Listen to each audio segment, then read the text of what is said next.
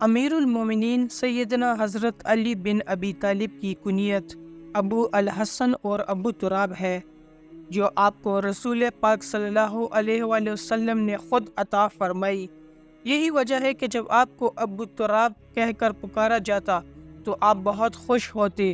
آپ کے والد حضرت ابو طالب اور دادا حضرت عبد المطلب ہے۔ حضرت علی کی والدہ حضرت فاطمہ بنت اسد ہاشمی ہے۔ وہ خاندان کی پہلی خاتون ہے جنہوں نے اسلام قبول کیا اور ہجرت فرمائی۔ آپ رشتہ مواخات میں اور دنیا و آخرت میں بھی نبی کریم صلی اللہ علیہ وآلہ وسلم کے بھائی ہے۔ آپ کی ولادت 13 رجب 30 عام الفیل کو ہوئی۔ پیدائش کے بعد 3 دن تک آپ نے آنکھیں نہیں کھولی۔ لوگ کہنے لگے کہ شاید آپ دیکھنے سے قاصر ہے، لیکن جب نبی پاک صلی اللہ علیہ وآلہ وسلم نے اپنی آغوش رحمت میں لیا تو آپ نے آنکھیں کھولی۔ گویا آپ پیدا ہوتے ہی سرکار دو عالم کے عاشق تھے، اور دنیا میں سب سے پہلے جس مقدس ہستی کا آپ پہلی بار دیدار کرنا چاہتے تھے وہ رسول خدا صلی اللہ علیہ وآلہ وسلم کی بابرکت ذات ہے۔ حضرت علی نے رخ مصطفیٰ صلی اللہ علیہ وآلہ وسلم کی زیارت کے لیے 3 دن تک آنکھیں ہی نہ کھولی۔ روایات میں آتا ہے کہ ایک مرتبہ حضرت علی کی جوانی کے عالم میں حضور صلی اللہ علیہ وآلہ وسلم نے فرمایا، اے علی مجھے یہ تو بتاؤ، جب آپ پیدا ہوئے تو آپ نے آنکھیں کیوں نہیں کھولی؟ جب میں نے گود میں لیا تو آپ کی دونوں آنکھیں کھلی تھی۔ حضرت علی رضی اللہ عنہ نے عرض کیا، یا رسول اللہ صلی اللہ علیہ وآلہ وسلم، اس لیے کہ میری پہلی نگاہ رخ مصطفیٰ صلی اللہ علیہ وآلہ وسلم پر پڑے۔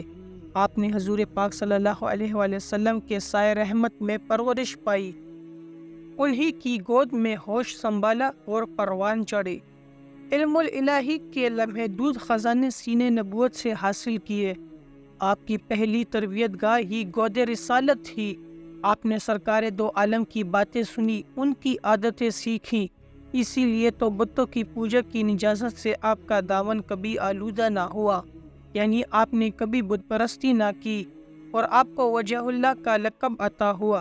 آپ کی عمر مبارک 10 سال تھی جب رسول اللہ صلی اللہ علیہ وآلہ وسلم نے اعلان نبوت فرمایا، جس پر حضرت علی نے فوری لبیک کہا۔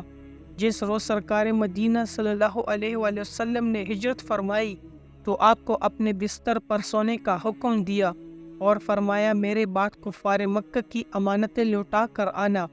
آپ نے اللہ تعالیٰ کے نبی پاک صلی اللہ علیہ وآلہ وسلم کے حکومت کی تعمیل کی۔ عجب بات ہے، تلواروں کی چھاؤں میں آپ اتنی سکون کی نیند سوئے کہ ایسی نیند پھر آپ کو کبھی نہ آ سکی، چونکہ آپ جانتے تھے آج رات موت نہیں آ سکتی۔ آپ جیسا بہادر پورے عرب و عجم میں نہ تھا۔ آپ کی ہیبت و دبدبے سے بڑے بڑے بہادر لرز جاتے۔ آپ نے تمام غزوات میں سوائے غزوہ تبوک میں نبی کریم صلی اللہ علیہ وآلہ وسلم کے ساتھ شرکت فرمائی، کیونکہ غزوہ تبوک میں سرکار دو عالم نے آپ کو اپنا خلیفہ بنا کر مدینہ منورہ میں چھوڑا تھا۔ 10 ہجری میں سرکار دو عالم کے حکم سے آپ یمن کے سفیر بن کر اہل یمن کو دعوت اسلام دینے کے لیے گئے، جہاں کثیر تعداد نے دین حق قبول کیا۔ قدرت نے آپ کو بہت خصوصیات عطا فرمائے۔ آپ فن کتابت کے بھی ماہر تھے۔ آپ کے ہاتھ کا لکھا ہوا قرآن پاک آج بھی ایران میں امام رضا کے عجائب گھر میں موجود ہے۔ آپ بہترین قاضی تھے۔ آپ کے فیصلے آج بھی دنیا کی عدالتوں میں اتھارٹی کے طور پر استعمال ہوتے ہیں۔ آپ نے لوگوں کو قرآن پاک کے ساتھ سابقہ کتب آسمانی اور صحیفوں کا علم بھی پڑھایا۔ آپ نے علم قرأت، علم اعداد، علم الفرائض، علم کلام، علم خطابت، علم معانی و بیان، علم منطق، علم صرف و نحو، علم لغت، علم فقہ، علم نفسیات اور علم حکومت رانی میں وہ انمول موتی سپرد انسانیت کیے کہ رہتی دنیا تک جادو، حق و صداقت پر چلنے والوں کے لیے مشعل راہ کے طور پر رہنمائی کرتے رہیں گے۔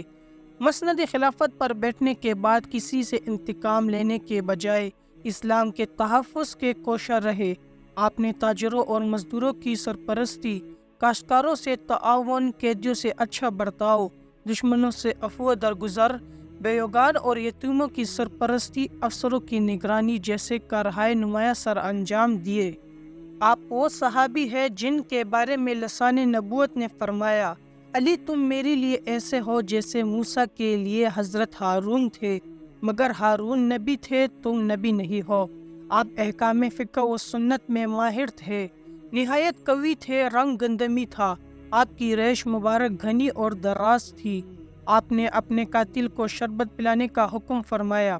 21 رمضان المبارک 40 ہجری کو حالت روزہ میں آپ کو کوفہ کی مسجد میں جام شہادت نصیب ہوا۔ حضرت امام حسن اور حضرت عبداللہ بن جعفر نے آپ کو غسل دیا۔ نماز جنازہ آپ کے بڑے صاحبزادے حضرت امام حسن نے پڑھائی۔ آپ نے 4 سال 8 ماہ اور 9 دن خلافت کی۔ آپ فرمایا کرتے، مجھے نبی پاک صلی اللہ علیہ وآلہ وسلم سے علم ایسا ملا جیسا پرندہ اپنے بچے کو غذا دیتا ہے۔ آپ نے زندگی میں کبھی کوئی نماز قضا نہیں کی۔ آپ کی مقدس تعلیمات پر چل کر ہم اپنی دنیا و آخرت سب سنوار سکتے ہیں۔ حکمران آج بڑھتی ہوئی دہشت گردی اور فرقہ واریت کو ختم کرنے کے لیے سیدنا مولا علی کے مقدس اقوال و سیرت پر عمل کرے۔ اللہ اپنے کامل بندوں کے صدقے وطن عزیز اور تمام عالم اسلام کی حفاظت فرمائے اور ہماری انفرادی و اجتماعی مشکلات آسان فرمائے۔ آئیے آج حضرت علی شیر خدا پر ہم یہ عہد کریں کہ ہم اتحاد بین المسلمین کا عملی مظاہرہ کر کے سب متحد ہو جائیں۔ اللہ تعالی ہمیں عمل کرنے کی توفیق عطا فرمائے، آمین۔